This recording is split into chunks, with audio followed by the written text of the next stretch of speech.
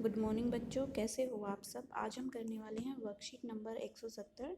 Date आज 16 फरवरी 2021 और हमारी जो वर्कशीट आई है वो है मैथ्स की वर्कशीट। अनोखी पहेली एक। सविता को पहेलियों को हल करना बहुत पसंद है, इसलिए उसकी मम्मी ने उसे पहेलियों की एक किताब भेंट की है।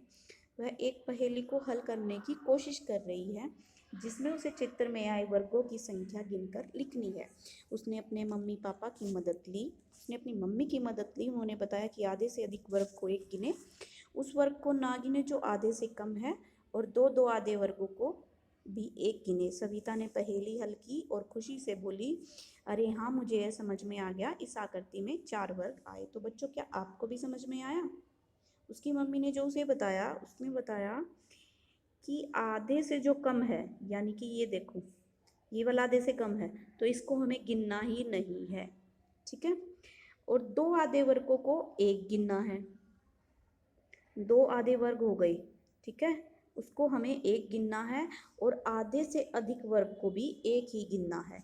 तो इसको अगर हम गिने, एक, ये भी आधे से ज़्यादा है, दो, तीन, ये भी आधे से ज़्यादा है, चार, तो हमारे पास 4 वर्ग हो गए, ठीक है।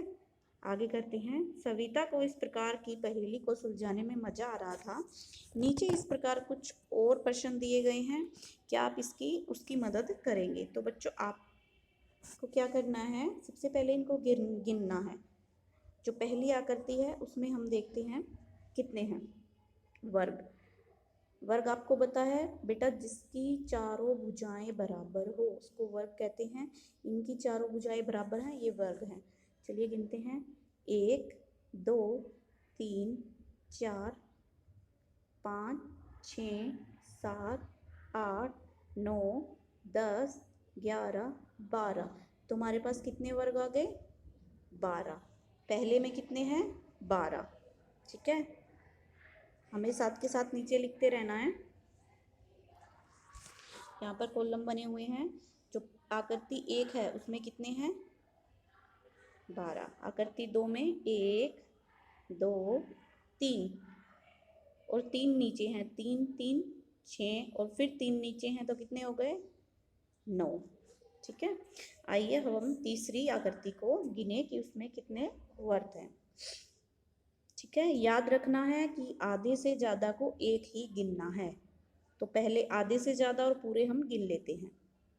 1 ये आधे से ज़्यादा है, 2 3 4 5 6 7 8, और ये देखो बच्चों, ये आधा है यहाँ पर और ये भी आधा है, ठीक है। इनको मिलाकर हो गए 9, यानी कि तीसरे में भी हमारे पास 9 वर्ग हैं।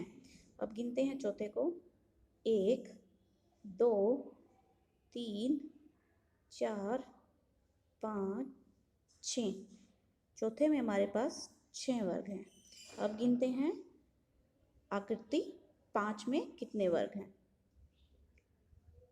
1 2 3 4 5 6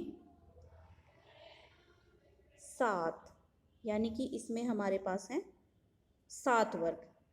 कितने वर्ग हुए हमारे पास? 7 वर्ग।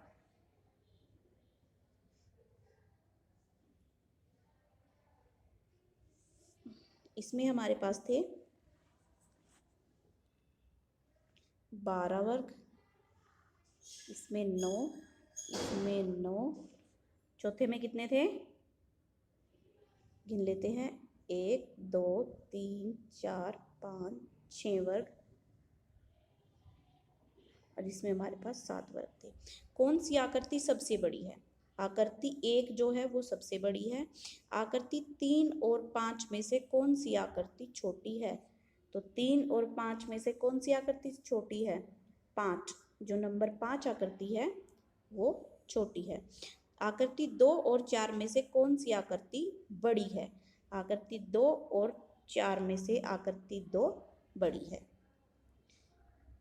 बच्चों, ये आज की आपकी वर्कशीट थी, और आपको जो मैथ की वर्कबुक करनी है, उसका पेज नंबर 136 और 137 करना है जो इसी से रिलेटेड है।